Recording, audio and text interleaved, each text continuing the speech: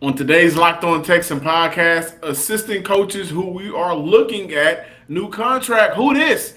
And who's really the worst owner in the NFL? But we're back together again Monday. Cody, let's get the show started off right.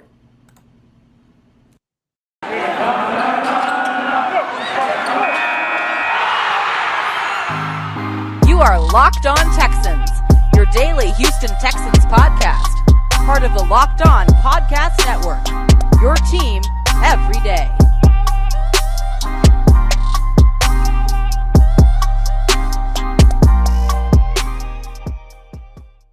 Welcome, everybody, to a Monday edition of the Locked On Texan podcast, a part of the Locked On Podcast Network, your team every day. I'm John Hickman, joined by Cody Davis, and today's episode is brought to you by BetOnline.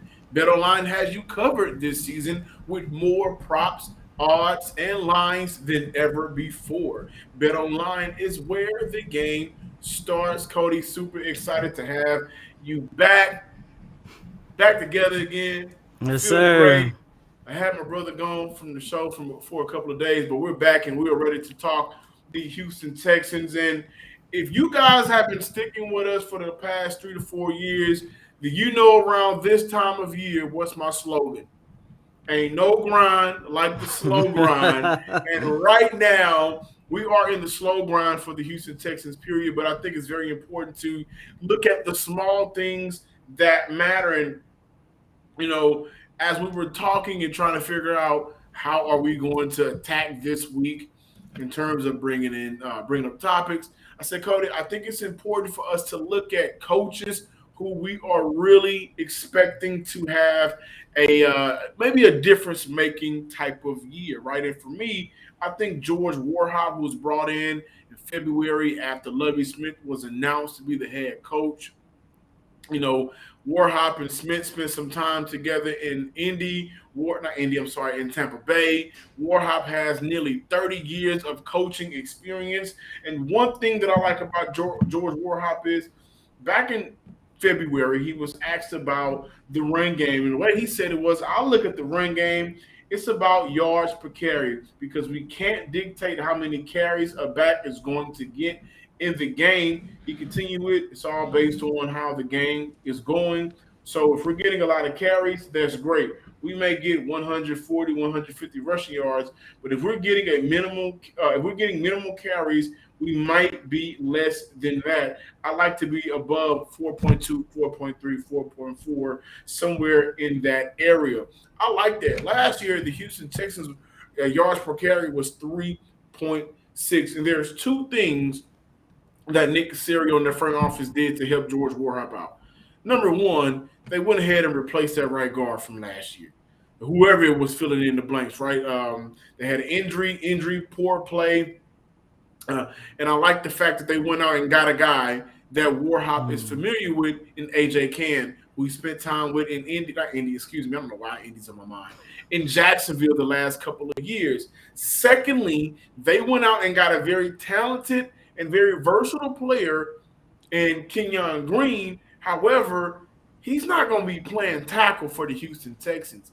He's going to get that big butt on the inside and play some guard, right? He's very athletic. He has been known in college in the SEC to move players, move those bodies out the way. And so those are two things that I like. A veteran and the young guard who has a lot of expectations, a high ceiling. You're giving that to Warhop.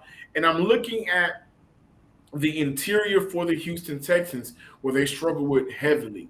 That's why I think when you look at bringing in Warhop, his nearly 30 years of experience, giving him young and old, talented players that can help Houston get a push, where now you're looking at a Marlon Mack and the Dameon Pierce backfield and thinking to yourself, yeah, there's no way that they're going to rush 3.6 yards per carry.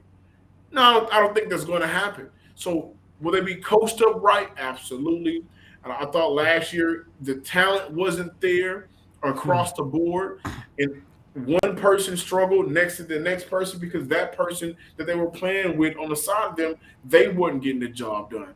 I'm glad Houston upgraded that interior spot because now for Warhop, what else are you asking for? You came in blessed with Larry Tunsil as your left tackle. You came in with Titus Howard, who's had an up and down career thus far, where we've seen him play tackle, and we can all agree that he's a better tackle than he is guard. The upgrades are there. I'm not 100% sold on a Brit at center at this time, but for Houston, they'll work that out. Maybe he's just a 1-year deal and they'll move on from him after this season, or maybe there's an in-season change. We'll see how that works out. But now, I think fully across the board, our expectations have been higher than they've been in a very long time.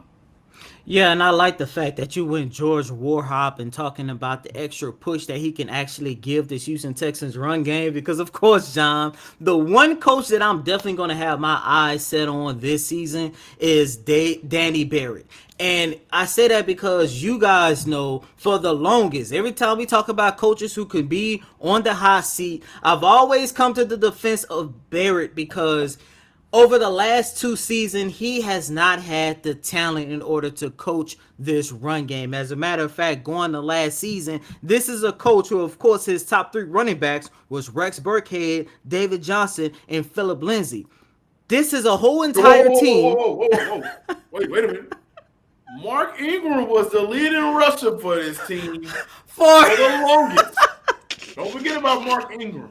And Mark Ingram, but I say all that just to say, and of course you're looking at, Mark Ingram. Okay, I give you Mark Ingram. Even though Ingram was gone after 5 games into the season, he was still this team leader rusher all the way up until Rex Burkhead exploded for $150 in that win against the Los Angeles Chargers. But John, even if you add Mark Ingram in, and of course we did not get the Pro Bowl Mark Ingram that showcased his talents in New Orleans, but when you take a look at what Barrett had to go through last season, you're talking about an organization who did not crack over 1,000 rushing yards and as a whole last season. And by the way, out of 17 games played, they only cracked over 100 rushing yards 3 times. And a lot of people has talked about how bad of a coaching job Danny Barrett has done over the last 2 years. But John, I've always came to his defense because I do believe when you give that young man some talent, he's going to coach this run game and make sure it's at least respectable.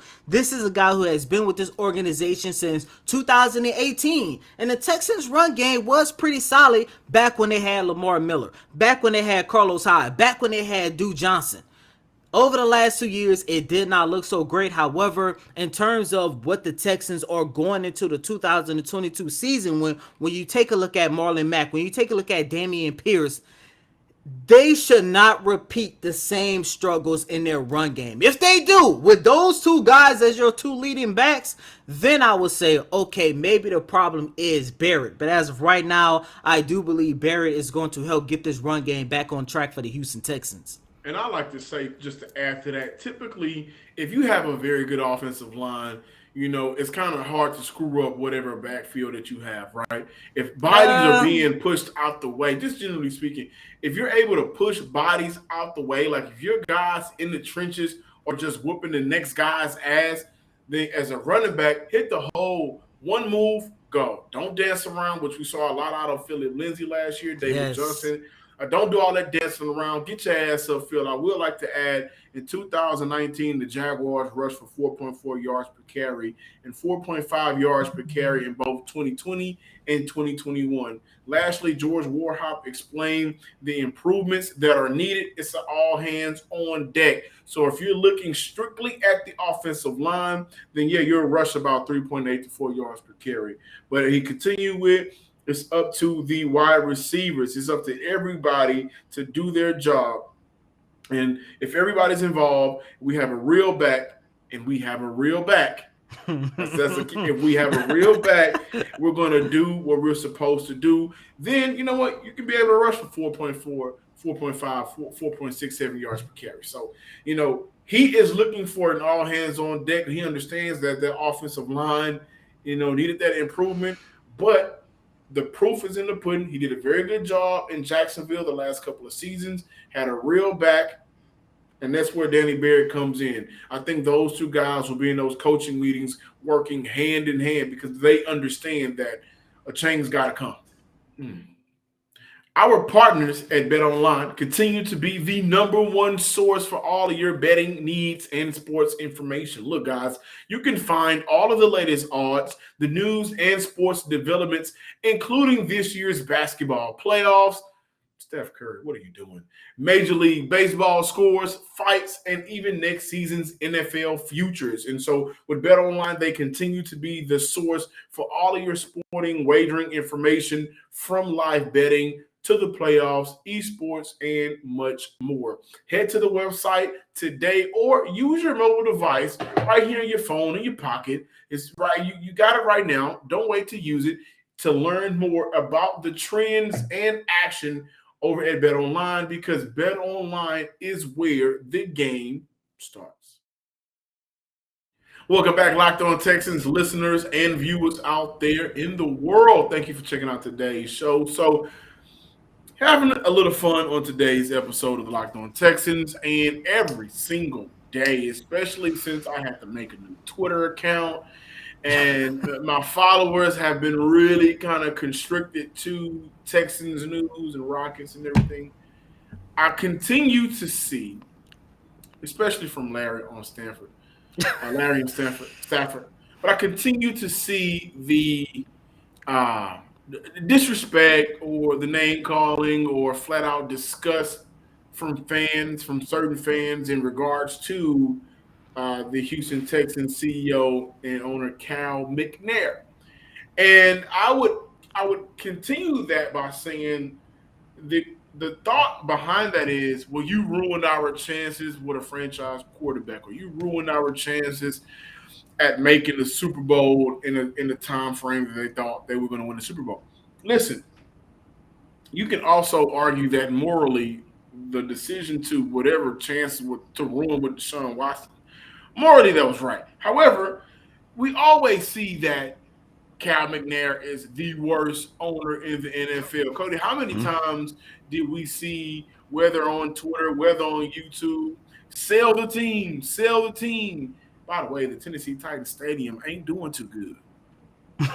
If they give us our colors back, we'll go ahead and help them out and send some money over there. But honestly, to get back to it, Cal McNair is not the worst owner in the league. Cal McNair has never had the ownership group in the NFL counting votes to force out the McNair family like Dan Snyder is doing, is having to himself done right now by the rest of the NFL owners. The rest of the NFL owners are counting votes to remove Dan Snyder as an owner in the league. Cal McNair has never had that happen, so there's no way that you can call Cal McNair the worst owner in the NFL. Cody, your thoughts? I mean, this Dan Snyder, I've said this a long time ago. You guys may remember this when we originally talked about Dan Snyder, who's the worst NFL owner. Dan Snyder was going to find himself in this situation because every owner in the league has dirt.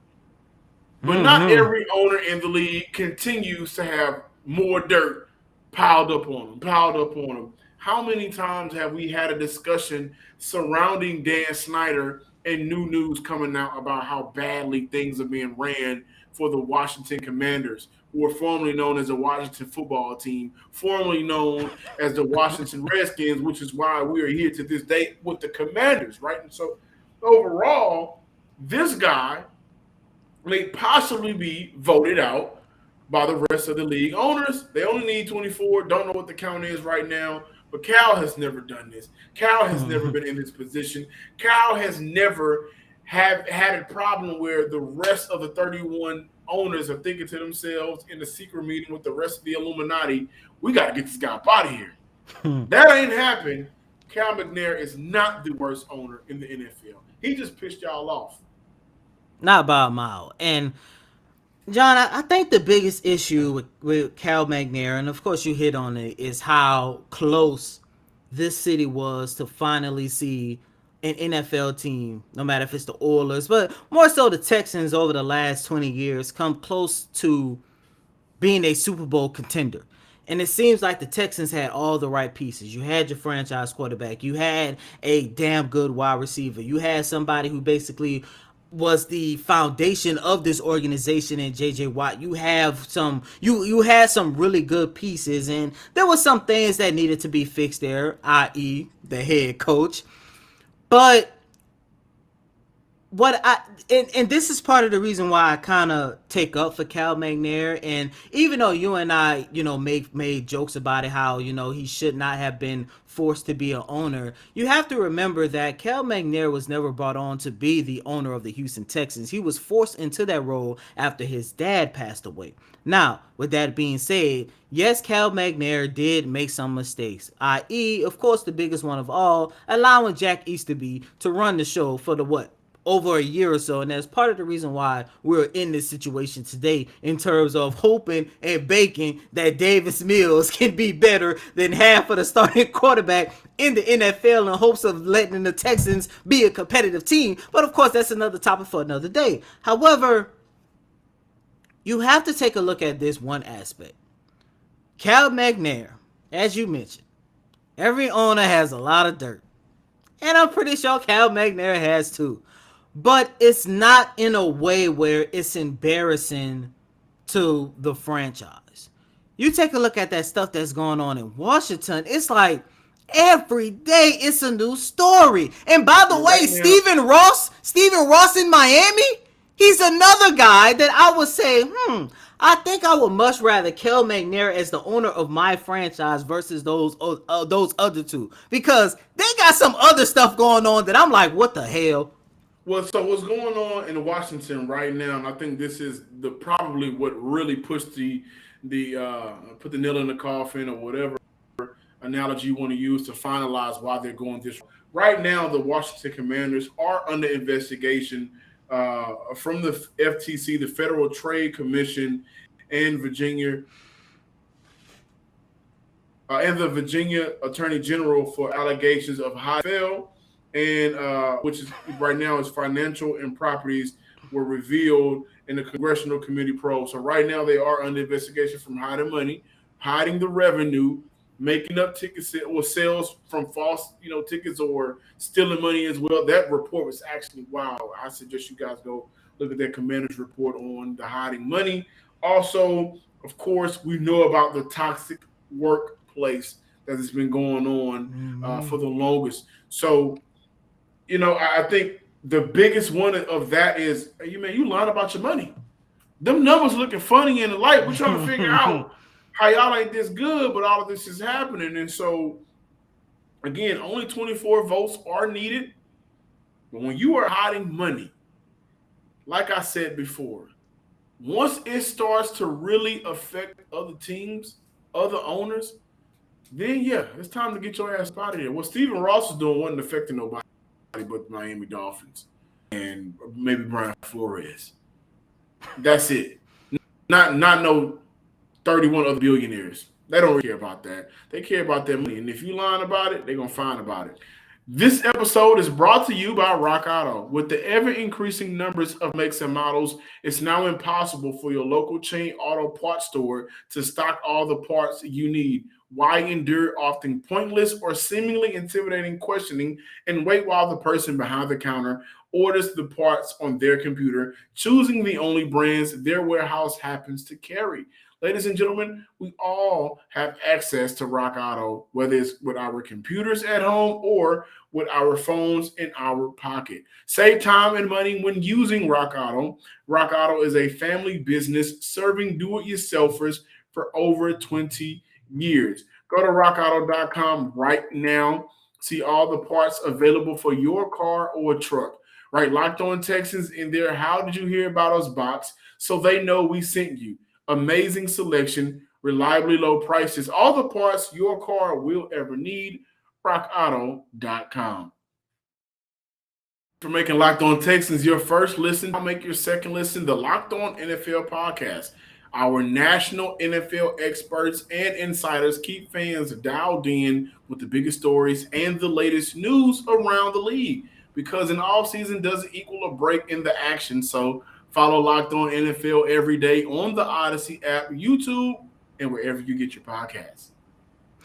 And before we close out with this Monday installment of Locked On Texans, John, another free agent came off the market on yesterday. A New guy contract. Who this?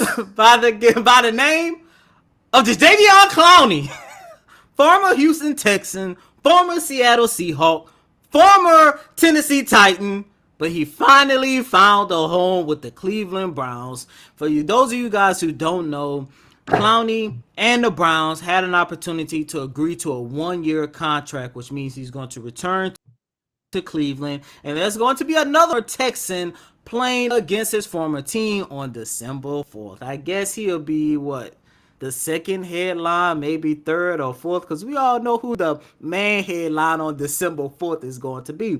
But however, John and listeners, when I saw the news that Jadeveon Clowney got signed, of course we was going to have to talk about it here on Locked On Texans. But out of all of the shenanigans that went on during the whole Bill O'Brien GM era that only lasted for 10 months, is it fair to say that getting rid of Jadeveon Clowney was arguably his best move? Only because when you go back and you take a look at everything that was going on between Clowney and his organization, this was a guy at the time who was coming on his contract extension. I think it was his second contract extension, if I'm not mistaken. And his market value at the time was somewhere in the ballpark of 18 to 20 million. You already know you had the big contract from J.J. Watt. DeAndre Hopkins was in the ballpark for his contract. And we all knew the following year, a guy by the name of Deshaun Watson was going to also demand top money as well. When you take a look at the decline that Jadeveon Clowney has had over the last couple of years, and I also want to mention this, and I didn't want to believe it at the time because I'm not going to lie, Clowney may have been arguably my favorite Houston Texan during his 5-year tenure here. But John, I used to always hear people say Clowney isn't that good. He's only getting those sack numbers. He's only that good because he's playing alongside a defensive line that features the likes of J.J. Watt. And of course, Watt was demanding double teams at the time, and Clowney benefited off of that. I'm like, no, that can't be true. But when you go and take a look at the stops that he had in Tennessee, the stops that he had in Seattle, you're looking at a guy who had only recorded 3 sacks in the span of 2 years. He goes to Cleveland, teams up with Myles Garrett, arguably the best defensive end in the league as of right now, and the man has an opportunity to record 9 sacks. So, John, given the fact, when you take a look at where the Houston Texans were at that time, do you think getting rid of Jadeveon Clowney was arguably Bill O'Brien's best move as general manager? Before I answer that, I will say that Jadeveon Clowney should have never been he should have never been categorized as a sack guy. The reason why he was the number 1 pick was off a run tackle. When he busted that is true. The offensive line, and who was that? Who was that? Who was that? I know it was Michigan, but I forgot who he blasted. Right, so for Jadeveon Clowney, he has always been that Swiss Army knife who, he can get you some sacks, but he's more so, his bread and butter is that run defender. With that being said, absolutely, that was the best move. We look at Jadeveon Clowney, 2018, his last season in Houston, 47 combined tackles, 9 sacks. The following year in Seattle, he only had 31 tackles total, along with 3 sacks. Only started 11 games that year, played in 13, had some injury issues there. That following year in 2020 with the Tennessee Titans, only played and started in 8 games, also had some injury there. Last year, he was able to get healthy again. Then he, came back with over 30 tackles. I think that why Houston won, while you can look at Bill O'Brien and say, of all the bad things that you did, thank you for that, is because the injury was going to, I think inevitable, was going to be a reason why Jadeveon Clowney was not going to be at his full potential. So you look at a situation with Houston, maybe looking in hindsight, those 3 years you spent away from us, they were not, the past 2 were not playoff years. And having a player with a contract that he was supposedly going to receive at that time. Not supposedly, what he could have received at that time. With that amount of money on a team that was not making the playoffs, right? Then, yeah, because one of those years you extended Deshaun Watson, and then now you looked at last season, the $10 million for Deshaun Watson, Jadeveon Clowney's contract. It would have been too much for a team that was underperforming. So, absolutely, I think this is one of the few dubs for the entity himself, Bill O'Brien, that he won. Moving on from Jadeveon, and let me say this: if I remember correctly, there was a franchise tag in place that I think Jadeveon was getting ready to sign, and I think Bill O'Brien said, "You know what? I'm gonna go opposite way. I can't like that." That beef was weird between those two, and but overall, yes, Jadeveon not being in the Houston Texans jersey was good for Houston. Way too much money on the books, possibly for a team that stunk. But I'm happy for him. He's playing in Cleveland. I think when you add Deshaun Watson, whenever he plays, and Tuesday will be a very important day. We're going to be watching that HBO documentary with the accusers. That's going to be fun. But they're in a position where they have a great roster and they have an opportunity to make the playoffs. Yeah, paying him up to $11 million for that franchise is absolutely great. For Houston, if you would have been making it 18.9, no, that's terrible. You don't want that. And with that being said, that concludes another installment of Locked On Texans. As always, I'm your host, Cody Davis. Please remember to follow me on Twitter at CodyDavis_24. Once again, that's Cody, COTYDAVIS_24. I'm John Hickman. Back on Twitter. Give me a follow, John_Hickman12. Make sure you are following Locked On Texans at Locked On Texans. And like, comment, subscribe on YouTube.